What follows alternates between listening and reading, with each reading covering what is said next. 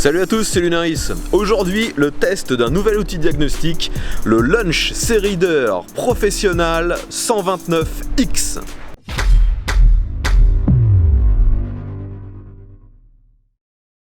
Donc ça faisait maintenant quelques temps que je n'avais pas testé de nouvel outil diagnostic. La société Lunch m'a envoyé un de ses derniers produits, donc c'est une tablette, vous le voyez, avec la référence 129X professionnel. C'est une tablette qui est sous Android avec un écran de 5 pouces, mais c'est vraiment dédié à un usage de diagnostic. Donc aujourd'hui, pour faire le test de ce produit, je vais comme d'habitude le tester sur ma voiture, donc cette Toyota MR2 de 2005. Je vais vous décrire tous les menus, qu'est-ce qu'on peut faire avec ce produit qui ne serait pas faisable avec les autres produits de chez Lunch que j'ai déjà testés. Nous voilà donc maintenant dans ma voiture afin de tester donc ce C-Reader 129X. Donc là, il est allumé, ça s'allume bien sûr automatiquement dès que vous le branchez. Donc sur la face avant, que je vous décrive un petit peu ce qu'on a, vous avez des boutons physiques pour revenir sur Home, ensuite naviguer dans les menus OK et retour, donc comme sur la plupart des tablettes Android, sauf que ça ne vous sert pas à grand chose. Parce que tout simplement, vous avez l'écran qui est tactile. Donc, au final, les boutons, c'est plus, si vous voulez pas salir l'écran lorsque vous avez les mains un peu pleines de cambouis, mais sinon, ça ne sert pas à grand chose d'avoir ces boutons physiques. Donc là, j'ai déjà mis l'intégralité de la tablette en français, mais lorsque vous la recevez, elle est encore en anglais. Donc pour ça, vous avez juste à aller bien sûr dans Paramètres, et ensuite vous avez un réglage de la langue qui est juste ici, et vous avez de mémoire 9 langues différentes utilisables. Donc si vous regardez ma vidéo, bien sûr, vous devez mettre en français. On a bien sûr envoyé tous les paramètres qu'on aurait sur n'importe quelle tablette. Vous pouvez la relier au Wi-Fi afin de faire les mises à jour d'ailleurs qui sont complètement gratuites et vous n'avez même pas besoin de vous inscrire. D'ailleurs, un des premiers trucs à faire, et c'est conseillé de la notice, quand vous l'allumez pour la première fois, connectez-vous au Wi-Fi et ensuite allez sur mise à jour. Bon là malheureusement je suis trop loin de chez moi, il ne reconnaît pas mon Wi-Fi, mais globalement ça vous fait la liste de toutes les mises à jour par marque qui est disponible, et bien sûr vous devez les faire. Ensuite, qu'avons-nous ici? On a les menus principaux. Ce qui va être vraiment intéressant, c'est surtout le menu diagnostiquer et réinitialiser. Les autres, je vous en parle bien sûr, mais vous allez voir que c'est pas ce qu'il y a de plus intéressant. On va commencer par le plus simple, tension de la batterie, qui vous donne tout simplement la tension qui sort actuellement de votre batterie. Donc là, ma voiture est éteinte, j'ai à peu près 12 volts 5, aucun problème, la batterie est bien chargée. Le bouton IM, j'avoue que même en ayant lu la notice en français, je n'ai pas compris à quoi ça sert. C'est censé faire une liaison entre votre véhicule et la tablette, mais franchement, que je m'en serve ou pas, j'ai pas vu de différence. Si quelqu'un a une idée d'ailleurs, qu'il n'hésite pas. Je vous montre néanmoins ce qui se passe quand j'appuie dessus. Donc là, vous voyez, connecté, préparation IM. Qu'est-ce que c'est censé vouloir dire? J'en ai aucune idée. Bon, comme souvent, ça prend quelques temps. Et vous voyez, c'est tout ce que ça fait, ça me remet sur le menu principal. Donc je vois pas bien l'intérêt. Ensuite, vous pouvez faire bien sûr ce qu'il y a de plus important, le diagnostic. Donc vous avez la liste de toutes les marques, comme souvent sur ce genre d'outils diagnostiques. Et c'est là que les mises à jour sont importantes. D'ailleurs, j'ai fait la mise à jour de chez Toyota juste avant. Donc moi, c'est une Toyota MR2, donc j'appuie sur Toyota. Bon, ça, c'est la version du logiciel Toyota. J'appuie sur confirmer. À savoir que là, moi, je suis obligé de sélectionner manuellement quel véhicule j'ai, parce que la tablette, comme toutes les tablettes que j'ai essayées d'ailleurs, n'arrive pas à détecter automatiquement quel numéro de châssis j'ai sur ma voiture. Elle doit être trop ancienne. Mais vous allez voir que lorsque je dis juste que c'est une Toyota avec donc un format européen, le temps que ça se connecte, vous avez un petit pourcentage, au moins vous savez que c'est encore en route, que c'est pas tombé en panne. 33%, c'est un peu long quand même, mais ça malheureusement c'est pas forcément la tablette le problème, à chaque fois c'est le temps de connexion avec l'électronique du véhicule. Alors, communication en cours. Bien, là maintenant il nous demande l'année du véhicule, sauf que c'est pas très clair, hein. Et j'ai essayé les deux tout à l'heure, ça m'a fait exactement la même chose. Donc au pif, j'appuie sur 1, là il me demande si j'ai la transmission séquentielle, non, j'ai une transmission manuelle. Donc là il me détecte bien que c'est une Toyota MR2, sans que je lui ai rien dit, hein. Le type de moteur, et que c'est un 4 cylindres, donc on voit déjà qu'il est bien connecté avec la voiture. Une fois de plus, les temps de connexion.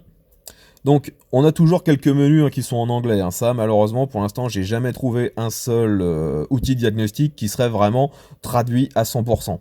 Donc là, c'est rapport de santé. Et il va scanner tout ce qui est possible dans la voiture pour savoir s'il y a des problèmes ou pas. Donc il nous a détecté quelques fautes, ce qui est normal vu que j'avais le voyant moteur d'allumé. Continue. Voilà, donc là, on peut bien sûr naviguer dans tout ce qu'il nous a dit. Donc là, moteur et boîte de vitesse, il nous dit 9 anomalies. Donc je clique dessus, on a le numéro de l'anomalie, et ensuite la description, et ça en français, donc ça c'est plutôt pas mal. Donc on nous dit système trop pauvre, donc ça c'est normal, c'est parce que je tourne avec de l'éthanol au lieu de l'essence, donc à chaque fois la voiture me dit que pour elle c'est trop pauvre, et ensuite j'ai une erreur sur sonde d'oxygène, donc ça c'est la sonde lambda, c'est une de mes sondes lambda qui depuis maintenant un bon moment renvoie une erreur. J'avoue qu'il faudra très certainement que je la fasse remplacer. Et puis voilà, donc là on retrouve après les mêmes codes d'erreur qui sont toujours enregistrés. Au niveau de l'ABS, j'ai aucun problème. EHPS, j'avoue que je me souviens plus de quoi il s'agit, mais il n'y a pas de problème non plus, et pas de problème au niveau d'airbag. Et moi, vu que c'est une voiture relativement ancienne, elle est de 2005, donc forcément, il y a plein de trucs électroniques qui ne sont pas présents. Si vous aviez une voiture plus récente, vous pourriez avoir bien plus de systèmes diagnostiqués que sur la mienne. Donc là, j'ai la possibilité de supprimer les codes, ou carrément d'avoir un rapport. Donc si j'appuie sur rapport, ça me crée un espèce de fichier qui rappelle donc le type de véhicule, le diagnostic, ce qui a été diagnostiqué. Et ça, globalement, ça devrait pouvoir être utile si jamais vous avez, un garage ou un truc du genre, mais là, comme ça, je vois pas trop l'intérêt. Moi, je vais faire clear code, comme ça va tout me remettre à zéro. Hop. Et normalement, vous devriez voir le petit voyant moteur qui va s'enlever. Et donc maintenant, alors qu'avant, quand je démarrais la voiture, j'avais le voyant qui restait allumé, là, si je démarre, vous voyez que le voyant moteur s'est éteint. Maintenant qu'on a vu que le système diagnostiqué c'était relativement similaire aux autres tablettes et autres outils diagnostiques que j'avais précédemment testés, voyons vraiment une particularité de cette tablette, le menu réinitialiser. Donc, on retrouve en fait tous les systèmes qui peuvent vous envoyer des codes d'erreur et des voyants d'erreur directement sur le tableau de bord. Donc là, on a le voyant des freins, ensuite le voyant pour la vidange d'huile, le voyant pour le capteur d'angle de la direction, le capteur d'ouverture des papillons et ensuite les capteurs pour la pression des pneus. Donc malheureusement, moi sur ma voiture, j'ai aucun de ces dispositifs électroniques, donc je ne peux pas le tester pour vous. Mais sachez que si vous avez une voiture plus moderne avec ce genre de, d'électronique, vous pouvez tout seul, avec cette tablette, remettre tout à zéro. Donc quand on dit remise à zéro des freins, c'est pour le frein de parking électrique qu'il y a maintenant sur beaucoup de voitures. Moi, j'ai encore un frein manuel classique.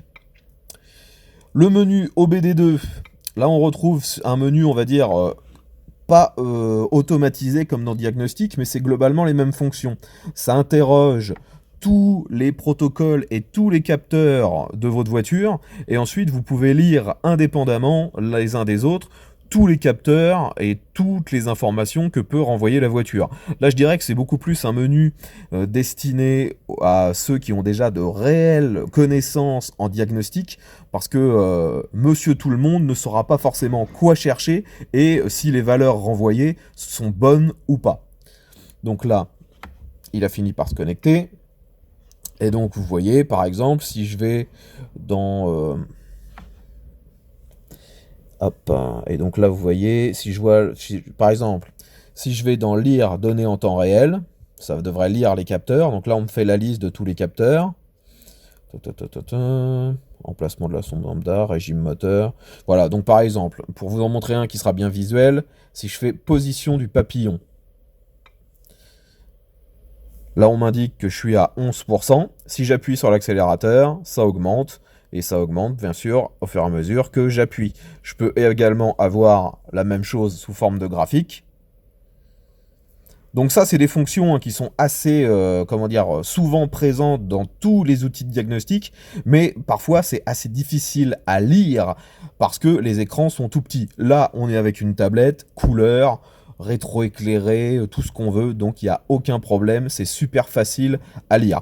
Mais comme je vous l'ai dit, ces infos-là, il faut être un peu connaisseur pour savoir exactement comment s'en servir pour diagnostiquer un problème. Alors le dernier menu dont je ne vous ai pas encore parlé, c'est Données, qui est une base de données en français qui vous permet de vous en sortir quand vous tombez sur quelque chose que vous ne comprenez pas. Donc on peut retrouver bien sûr tous les diagnostics que vous avez fait précédemment, ils sont enregistrés à l'intérieur. Donc ça, perso, je vois pas bien l'intérêt, mais pourquoi pas.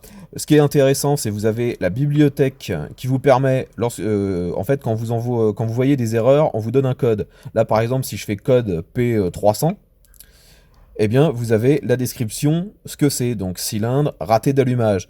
Et malheureusement, parfois, les descriptions, vous le voyez, c'est à moitié traduit. Là, on a juste le début qui est traduit, après, c'est en anglais. Et ça, bien sûr, vous pouvez le faire sur tous les codes. Là, je sais pas ce que c'est.